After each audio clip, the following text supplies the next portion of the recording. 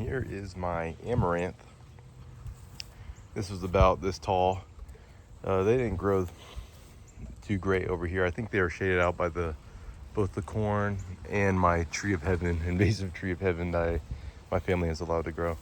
I have some of these ones. I've been waiting for these to kind of show me more signs that they're ready to harvest. So I've been kind of massaging the ground or the flowers.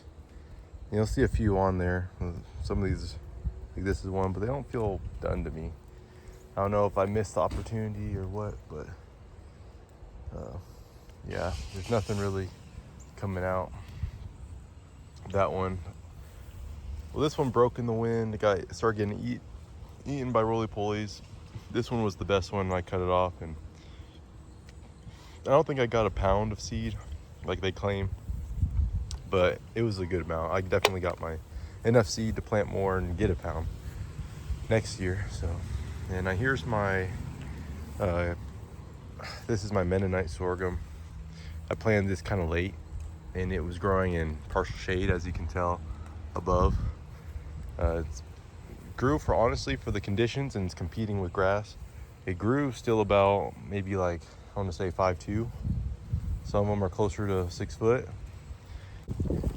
I got my Jerusalem. I have two different types of Jerusalem artichokes, as you can tell. I have these cultivars I bought online, and there's some wild ones over there. You can see the yellow flowers. My potatoes I planted in March that didn't do great started to come up randomly. Don't know why. I planted some Cherokee purples over here because I had some and they didn't love it, but our neighbors cut down some trees and now they're starting to put out flowers months later. And yeah, that's some of the bigger stuff. A random volunteer sweet potato next to the compost. And then I threw a cover crop. I threw a whole bunch of native seeds or native flowers. So we'll see what comes up. But until then, I mean, I'll be pulling radishes and whatever I want from this area. This is wild spinach or lamb's quarters or goosefoot, or whatever you want to call it. More wild flowers, and then the Jerusalem artichokes, the wild Jerusalem artichokes. I wonder if they'll cross, but it's unlikely. And then a volunteer peach tree. We didn't plant this. There might actually be two. I don't know if that's a sucker or if it's a completely different plant. But this is all volunteer. I didn't plant it, and this is 1 year of growth. And I don't know what's going on in the background, but there's some siren going on. But as you can tell, here's some asparagus growing. And I added some mulch, and it really seems to appreciate the mulch. I actually found some wild asparagus seeds because the rest of these are Mary Washington, but where they've died in the past, I've replanted them a couple times just because they didn't get enough mulch and they were getting outcompeted by Bermuda. I re-sowed some more random wild asparagus. Obviously, they could compete with the pressure, so why not? Why don't I want those genetics? More cover crop and green onions. And I have no clue what variety of pepper this is, but it looks like a green bell pepper. And I swear I did not plant a green bell pepper. I swear this was supposed to be like giant anaconda or something weird, or yellow monster. But I swear I got regular green bell pepper, and my plants were rejecting them. This plant didn't do good, so it's a little interesting. Some basil, Italian basil, and some year 2 collard greens and kale. These guys did pretty good. They didn't really go to seed though, which is kind of interesting. But yeah, here's some walking onions and cover crop. I had some dill, and I threw some carrots or parsley in here. I don't know which one is which, but I think there's some carrots hanging out, and the dill still in here hanging out. But yeah. This is a sugar beet from my cover crop. I just kind of let it grow. Maybe I'll rip it out and make sugar with it because I have a few more over there in the corn bed. Here's some tobacco. And as you can tell, the budworm, if it'll focus, The budworm has been eating all my seeds, which is fine. I've gotten plenty of seeds from these. I've been watching them, picking them as a need. I tried to plant some corn here, some sweet corn, to get a fall harvest. I didn't really get great pollination. The corn didn't really like it. I'm kind of over planting sweet corn. I personally like growing dent corn a lot more because you can eat it during the milk stage. Kernels just aren't as big. Tastes sweet to me. And I don't know why these are getting tore up. Most of the season, these collard greens didn't really get eaten that bad, but now they're decimated. But look at the kale right next to it. It's basically untouched in comparison. And then my mess of tomatoes. These are all San Marzanos. There's actually some carrots in it that they've kind of overrun, but the carrots seem to be holding their own if I can find some. Oh, there they are. As you can see, carrots, you can see the tops. Those are pretty decent carrots. So let's see if we can find a tomato. There's a lot of green tomatoes, but like I said, are they going to beat the frost? I gotta watch the frost. I got some sweet potatoes still on the ground. So as soon as those decide to call it the quits, I gotta pull them out. I also let some of those, if you look at some earlier garden videos, I let some carrots go to seed, and as you can tell, they're becoming semi-wild. I'm not talking Queen Anne's lace, but they're definitely seeding themselves. And this is that Georgia rattlesnake watermelon that I tried to grow. And of course, it didn't produce anything until now, 2 weeks before a frost, our first frost. I have some cayennes I guess kind of just threw in here. The wind, it was really windy last night with the storm. We usually don't get storms like this late in fall, but this has kind of been a weird year. So as you can tell, I got a lot of tomatoes I need to look for in all these, but more cayennes, probably about 20-30 peppers on there. More sugar beet and just corn. A lot of this corn did nothing. It got cooked. I don't think I had enough mulch, so instead of try to rip every weed out that I can see, I kind of started cutting it with a scythe or a sickle and throwing it on top, as you can tell.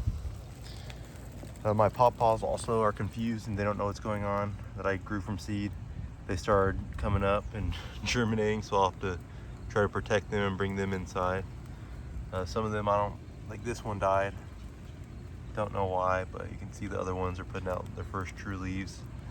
I have more coming in, so we'll see what happens. Hopefully they can get enough vigor to stay in. But as you can tell, I got some more tender sweet carrots. If I can get the camera, but you can see the orange. About to pull those out. I was waiting until the first frost, they'll get a little bit sweeter. Got some random stuff. It's kind of become wild over here. I've put a lot of time at the community garden and kind of just let stuff happen. Threw some poppy seeds out here. This is where I have the carrots growing. For the most part, you can see where there's remnants and lettuce. There's celery somewhere over there. But yeah, I'm just kind of letting it grow a little wild. I'm not going to let trees grow in it like that mulberry, but I'm going to do a good cleanup. And this was some volunteer grain sorghum I let grow. Hopefully it doesn't cross too much with the other ones. But I want a grain sorghum. I'll definitely take a grain sorghum. Free. I've also been letting wild tomatillos grow in here. I'm producing as much as my regular tomatillos I try to grow.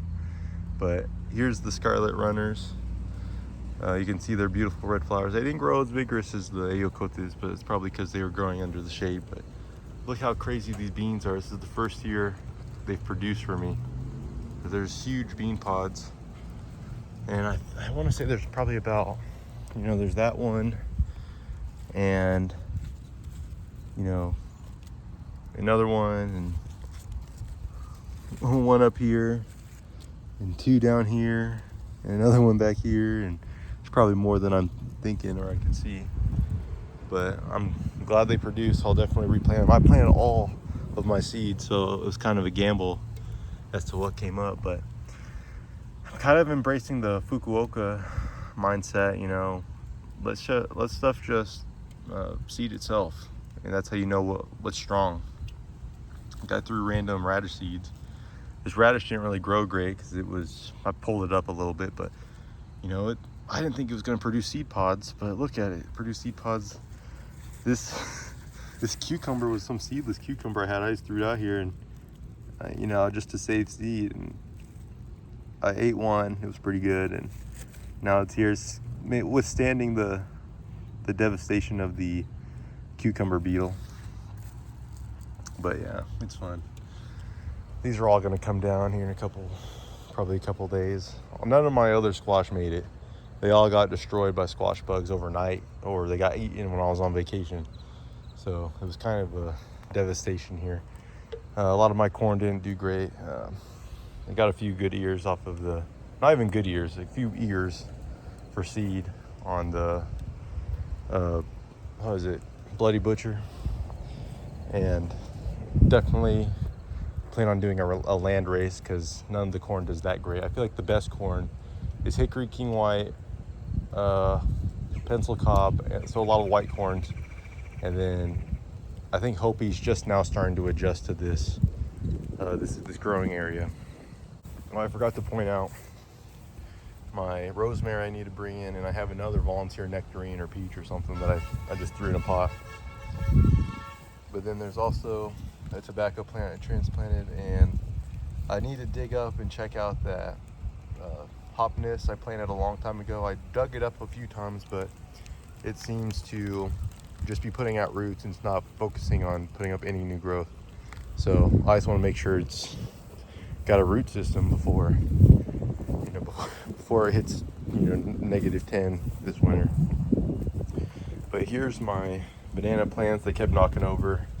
Thought about putting some rocks in their pot, but they're doing good. They're still putting out good growth. It's a little chilly today. It's probably about 50, 60. It's not that cold. I'm wearing shorts, obviously. But some mint. I can't remember what type of mint that is.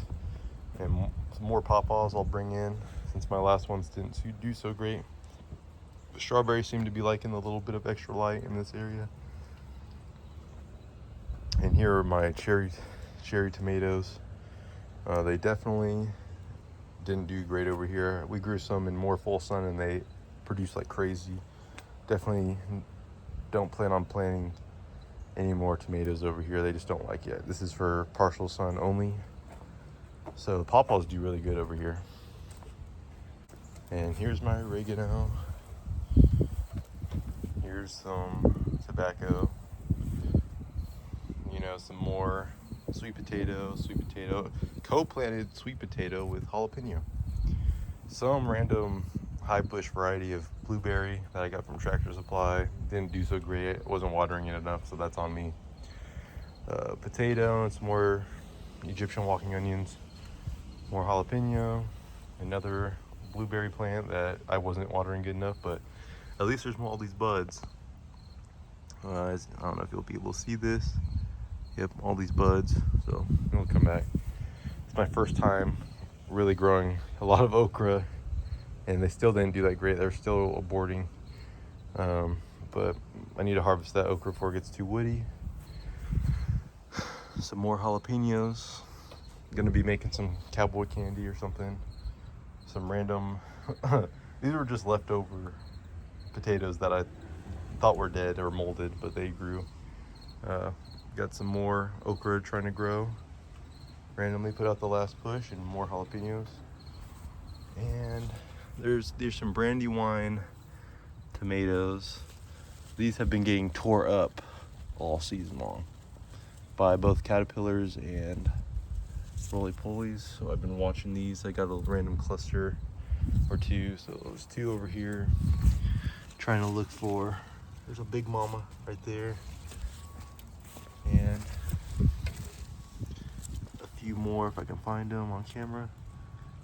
There and there, and then there's one way back there.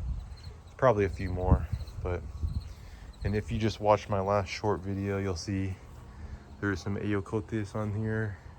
Don't know if I'll grow these in the future. I don't think my growing zone tolerates them. They're a little too long season for me. I don't know if that's just because they weren't getting enough water for half the year, or if there is too much competition and they need to have their own light so they can get as much light and produce quicker. I've grown other more light or season sensitive varieties at other locations, and it seems like water might have been the issue because they produce just fine. But yeah, trying to look for some good examples, but you can see they're trying to put on some beans. If I can get to focus, and you'll see a lot of I see a lot of bumblebees and leafcutter bees, and even hummingbirds on these flowers. So they're a really beautiful bean, but they might not be the bean for me. I'll try one more year with the beans that I do get, because they'll be more adapted than wherever they were grown last. But yeah, we'll see. I really am impressed by the foliage and the potential for a good harvest. But until I see more pods like the Scarlet Runners, they're definitely not high yielding for me, because like I said, if it freezes in a couple weeks, these are all gonna just die. But they do tolerate a light frost, I have noticed. But yeah, that's the garden. This is my home garden. It's the last garden update of the year.